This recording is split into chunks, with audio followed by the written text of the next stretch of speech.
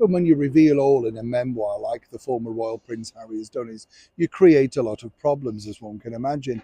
It's not easy because every time you turn the page, you have to give more and more, particularly for all of those millions of pounds that you've decided to sign up for.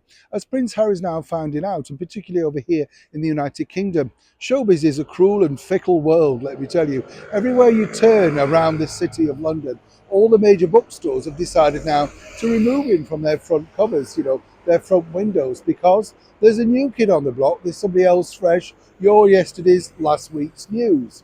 But it's the bigger problems, really, that Harry and Meghan have, seemingly by their own mistruths, as they like to call them. They never say the outright lies, do they? But if you saw with Prince Harry being interviewed by ITV, the network over here, he blamed the press for claiming that his family, the British monarchy, were in fact racist. As he pointed out, well, Meghan never said it, did she? Well, contrary to popular belief, she did. And so did Prince Harry. It's documented. But then again, if you just decide to rewrite your own truth, then allegedly you have to supposedly believe it. You get the picture.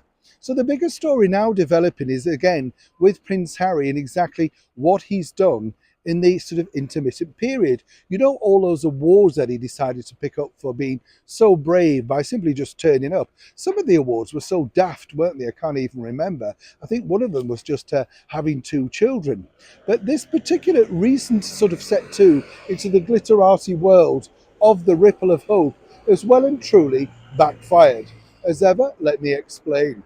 Hi, good morning, Neil Sean here. Nice to see you. I hope you're all keeping well. Yes, this particular story has truly now got legs because when this award was dished out, if you remember, the Ripple of Hope Award, all fronted by the Kennedy family, I might point out. Now, the Kennedys, for those that don't know, were a big, talking point way back in the 50s, 40s, really right through, I suppose, to the 80s. Then things took a turn for the worst and seemingly they fell out of favour.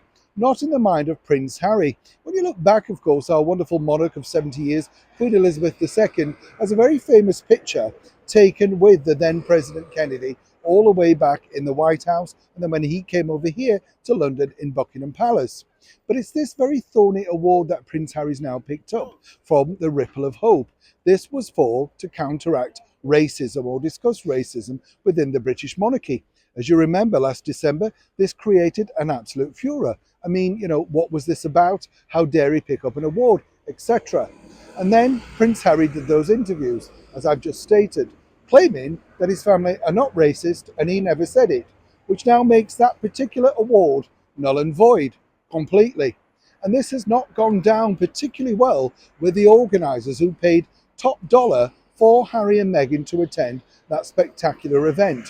Remember, of course, they talked about it being a date night and it was great to get out because they don't get invited out that much now. They've got two young children.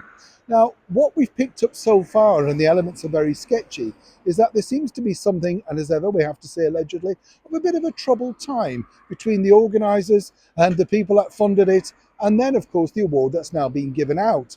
Very quickly, they've eradicated that particular line from their press blurb. Now, it doesn't say that at all.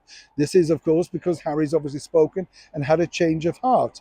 But according to a very good source, that particular relationship has now, shall we say, moved on somewhat. And while both parties at one point were gushing about each other, seemingly now in this brand new year of 2023, they've decided that perhaps keeping a ripple towards Harry and Meghan is possibly not the very best idea, given their loose, shall we say, grip with the truth. Neil Sean in the very heart of London.